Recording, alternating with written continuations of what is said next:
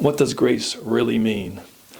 There's a lot of talk out there about if you just believe by grace, then you're easy believism and you can sin and do anything you want.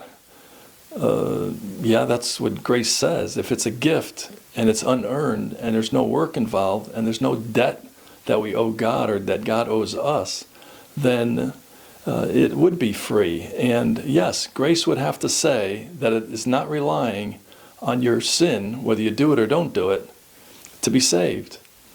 Our sin is an issue, and that's why Christ had to die on the cross. And that is why we need to believe and put our trust in the gospel that Jesus gave to Paul.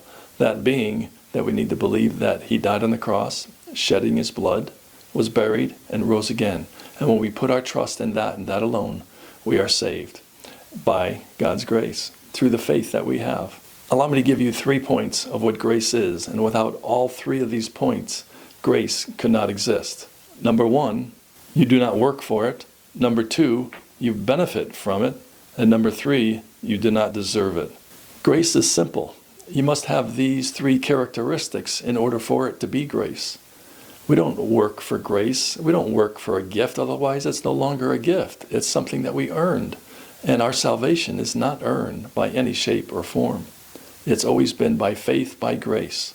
Of course, people in the Old Testament and the 4 Gospels had to show and prove their work and keep until the end to the fact that their faith was in God, in that he was the Christ, and God was giving them the law to keep and to do their works. I say that because someone was saying that, oh no, you didn't have to keep the law to be saved. Well, you tell Peter that, tell Jesus that, tell John the Baptist that, tell Moses that, tell David that you didn't have to keep the law.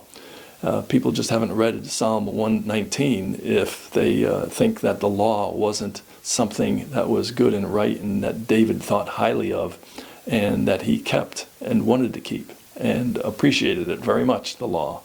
And he knew the requirement of the law was necessary for him to be right with God. It was by faith, but he still had to do the law.